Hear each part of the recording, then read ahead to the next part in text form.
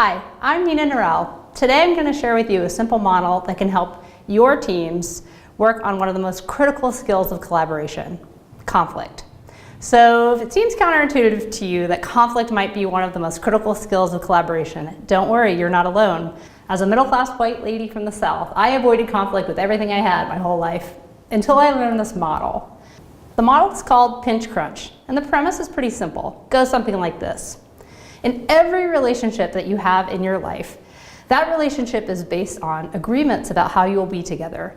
Most of those agreements are implicit, some are explicit. So explicitly, you might have an agreement that we're going to meet every Tuesday at 2 p.m. to work on this project. But your relationship is filled with implicit agreements like, will we shake hands or will we hug? Will we text or will we call? And there's just not enough time in the day to negotiate everything about your relationship. So inevitably, in every relationship, there will come a time where someone is going to violate your implicit understanding about the agreements of how the relationship should be. And you can choose to ignore it, you can choose to keep going, but here's the thing.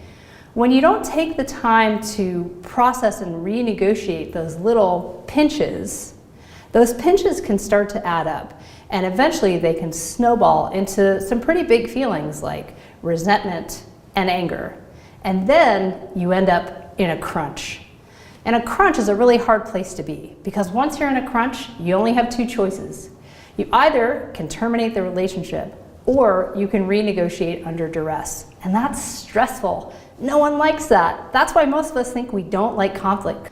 And here's the thing, that whole time when you're building up all those feelings, the other person may have no idea, because they may not even share your agreement or your implicit assumption about how the relationship should work. If you're willing to commit to work the pinch, you may avoid ever getting to the crunch, which is great. But I think the bigger payoff is that as you work the pinch with people on your team, it leads to a deeper and more rich understanding of how are we different and how can we work across that difference to really collaborate in a meaningful way. So if you're interested in practicing this with your team, you can share this video with them to get them on board.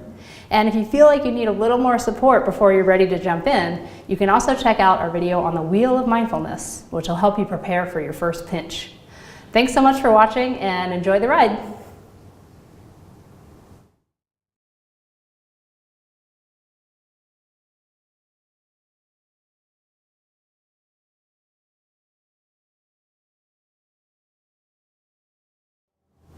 Just forgot everything. Just forgot it all. I was like, what does it do? I have no idea. That was great.